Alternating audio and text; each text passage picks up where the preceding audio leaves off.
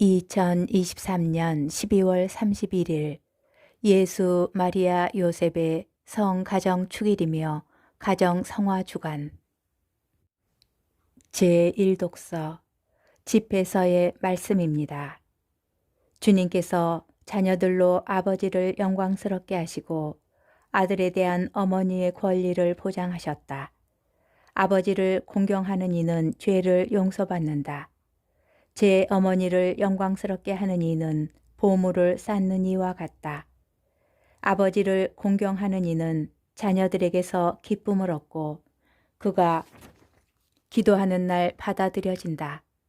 아버지를 영광스럽게 하는 이는 장수하고 주님의 말씀에 귀 기울이는 이는 제 어머니를 편안하게 한다. 애야, 내 아버지가 나이 들었을 때 잘 보살피고 그가 살아있는 동안 슬프게 하지 마라. 그가 지각을 잃더라도 인내심을 가지고 그를 업신여기지 않도록 내 힘을 다하여라. 아버지에 대한 효행은 잊히지 않으니 내 죄를 상쇄할 여지를 마련해 주리라. 주님의 말씀입니다. 제2독서 사도 바오로의 콜로새서 말씀입니다. 형제 여러분, 하느님께 선택된 사람, 거룩한 사람, 사랑받는 사람답게 마음에서 우러나오는 동정과 호의와 겸손과 온유와 인내를 입으십시오. 누가 누구에게 불평할 일이 있더라도 서로 참아주고 서로 용서해 주십시오. 주님께서 여러분을 용서하신 것처럼 여러분도 서로 용서하십시오. 이 모든 것 위에 사랑을 입으십시오. 사랑은 완전하게 묶어주는 끈입니다. 그리스도의 평화가 여러분의 마음을 다스리게 하십시오. 여러분은 또한 한 몸 안에서 이 평화를 누리도록 부르심을 받았습니다. 감사하는 사람이 되십시오.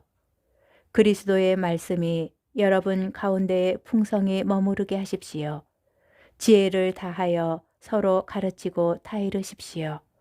감사하는 마음으로 하나님께 시편과 찬미가와 영가를 불러 드리십시오.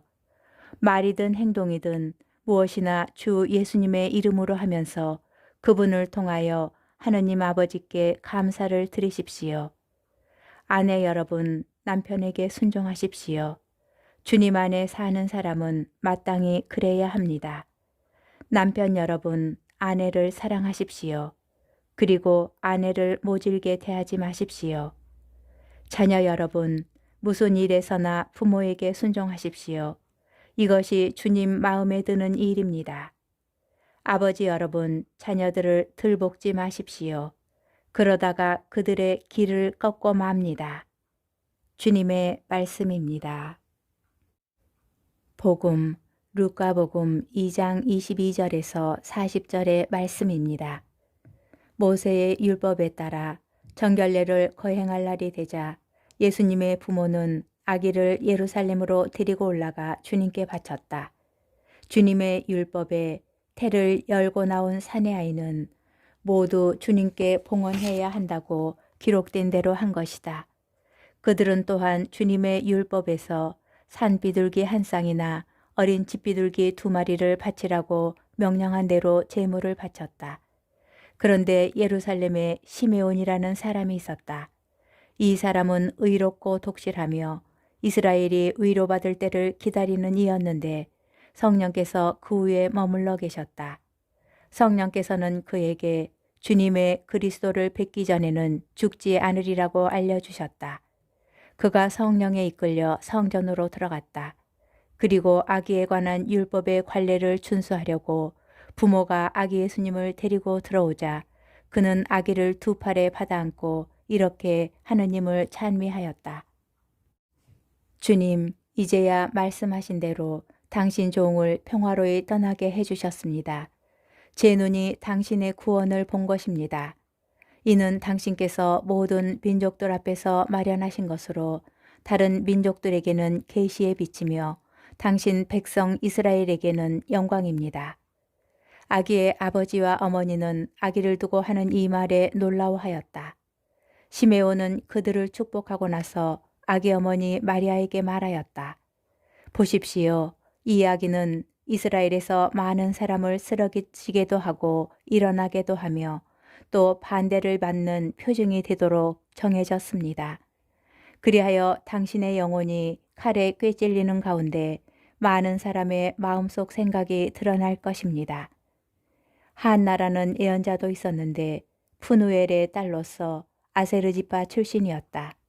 나이가 매우 많은 이 여자는 혼인하여 남편과 7배를 살고서는 84살이 되도록 과부로 지냈다.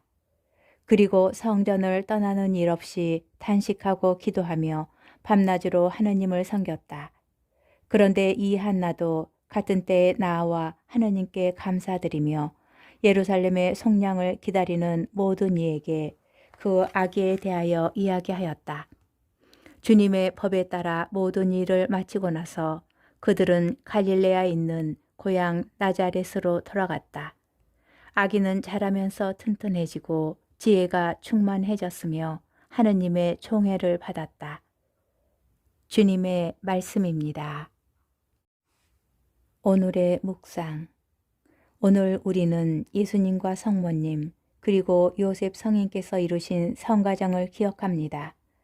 교회는 모든 신앙인 가정의 모범이 되는 성가정의 성덕과 사랑을 본받아야 한다고 말합니다. 그런데 마테오와 루카 복음서에 나오는 이야기를 살펴보면 이 가정은 처음 꾸려지는 과정부터 그리 순탄하여 보이지 않습니다. 마리아는 약혼자 요셉과 아무런 상관이 없는 아이를 잉태하는 난감한 상황에 놓였고 요셉은 그런 여인을 아내로 맞아들여야 하였습니다. 출산한 뒤에도 그들은 천사의 명령에 따라 이곳 저곳으로 피신하는 등의 우여곡절을 겪어야 하였습니다. 이는 기쁨과 행복이 흘러넘치는 화목한 가정의 모습과는 거리가 있어 보입니다. 그럼에도 예수, 마리아, 요셉의 가정을 우리 가정의 모범으로 삼는 이유는 무엇일까요? 하느님께서 당신의 뜻을 실현하시도록 그분께 가정의 중심 자리를 내드렸기 때문입니다. 마리아는 주님의 뜻이 이루어지기를 바라며 자신에게 일어난 잉태 사실을 겸허히 받아들입니다. 요셉도 당황스러울 법한 그 모든 상황에서 자기 뜻을 앞세우지 않고 늘 주님의 뜻을 따르는 모습을 보여줍니다. 이처럼 그들은 하느님의 뜻을 잡고 그 뜻에 순종하는 것을 가정생활에서 지녀야 할 가장 중요한 지침으로 여겼습니다. 우리는 오늘부터 시작되는 한 주간을 가정 성화 주간으로 지냅니다. 성가정을 본받고자 하는 우리 가정도 마찬가지로 하느님 중심의 가정이 되어야 합니다. 오늘날 많은 신앙인 가정이 위기에 놓이는 가장 근본적인 이유는 그 가정에 바라시는 하느님 뜻을 찾으려고 애써 노력하지 않기 때문일 것입니다. 무엇보다 가족 구성원들이 한데 모여 기도하는 습관을 들여야 합니다. 가족이 함께 바치는 기도 안에 하느님께서 머무실 자리를 내드림으로써 우리 가정은 나날이 거룩하여질 것입니다. 성화된 가정은 우리가 희망하는 하느님 나라를 미리 맛보는 장소입니다.